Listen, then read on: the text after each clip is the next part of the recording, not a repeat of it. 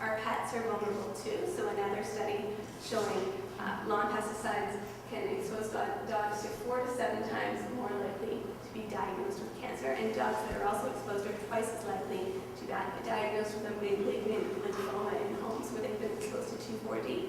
And 2,4-D is one of the most commonly used pesticides and the most commonly occurring pesticides. And what about the environment? Well, where do pesticides go if less than 0.1% of pesticide applied for pest control actually reach their target organism? Where are the rest of these pesticides going? They're going into the atmosphere, they're going into the soil, they're perhaps even going into our drinking water. Pesticides are regulated in Canada in 3 different ways through all levels of government. But first, let me give you a little bit of history on pesticides. In 1991, you may have heard of Hudson, Quebec. It's become quite famous. They were the first municipality to pass a cosmetic pesticide ban. And when they did so in 1991, they were challenged by many lawn care companies that they didn't have the right over federally approved products. So in 2001, the Supreme Court of Canada upheld their right to regulate where pesticides may be used. And this has now given municipalities the opportunity to enact bylaws themselves. So federally, the government's PMRA, the Pest Management Regulatory Agency, acts as a branch of Health Canada. And the PMRA assumes responsibility and registration of the administration of the pest control products, which you see up there. So they register what's considered what can be used in Canada. Provincially, the Pesticide Control Act applies to the sale, transportation, use, and disposal of pesticides, and then municipally we have the opportunity to implement bylaws for the use of pesticides. So one of the questions I often get as soon as I finish that slide is, well, if Health Canada registers these products, they're safe. Why are we worried? Well, it's important to note that Health Canada registers these products if they don't pose an unacceptable level of risk. They don't claim that these products are safe, but they simply say when using the products as directed on the label, they are under an acceptable level of risk. So do you have the gloves on, do you have the mask on? For the user, maybe they're safe. Think about a child that's playing on a lawn, or a lawn care applicator that's not following the proper precautions. What really is an acceptable level of risk? And who does these studies? Well, oftentimes the chemical companies are submitting these studies to Health Canada themselves. And so, if you do love your family and the environment more than your lawn, like these 2 kids out of Richmond that came out to a rally that was hosted by some citizens earlier this year, you want to take action.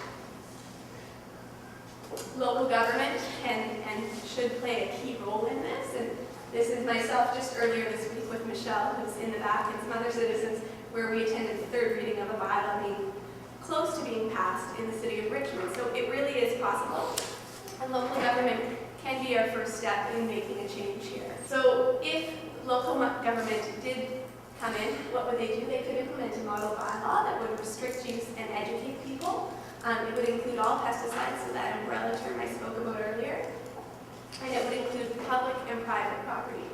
And it may allow for the use of pesticides in exceptional situations. So for example, for a health hazard. Bylaws do work if they're coupled with public education and enough resources to support enforcement. Absolutely, they work. And here are just a few examples of Halifax. And I won't read it because I'm starting to lose my voice. I'll let you.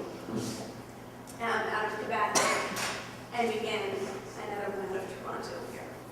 So this is not a new movement.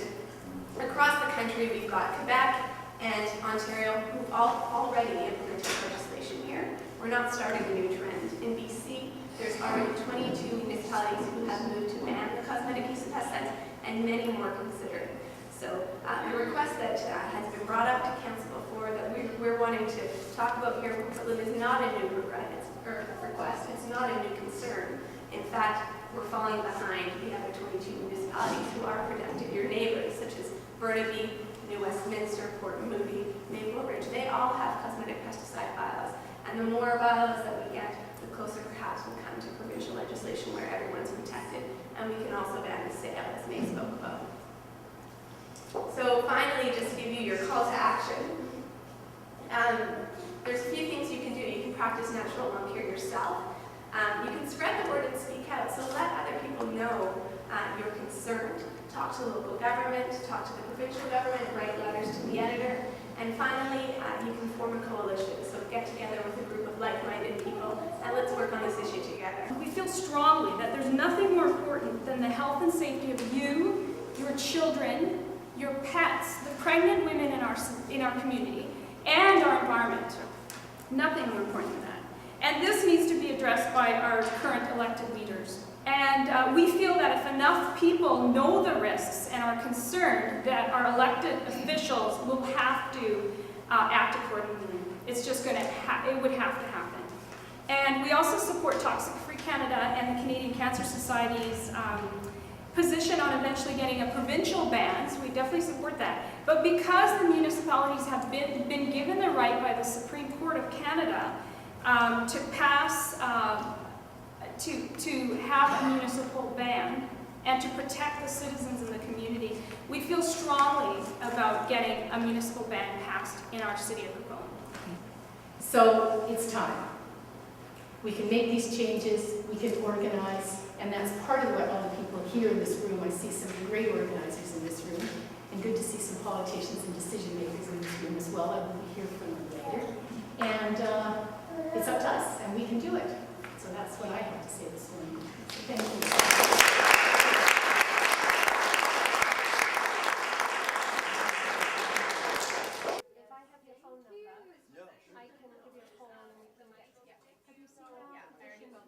Okay, thank you. I'll put that in there.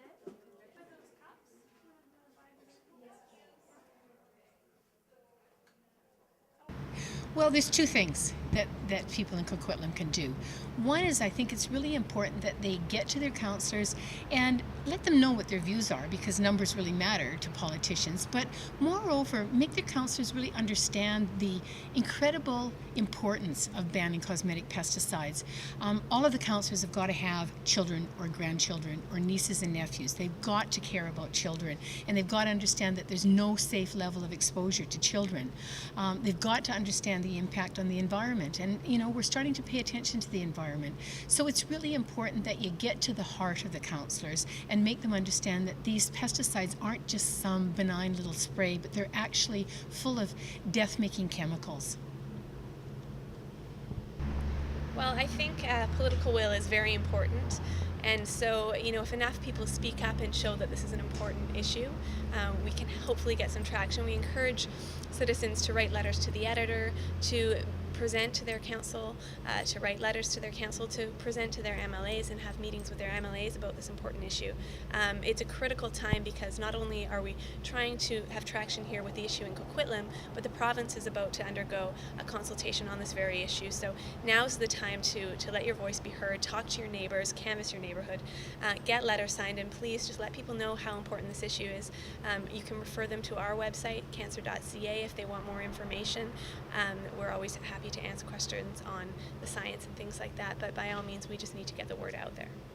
Thanks.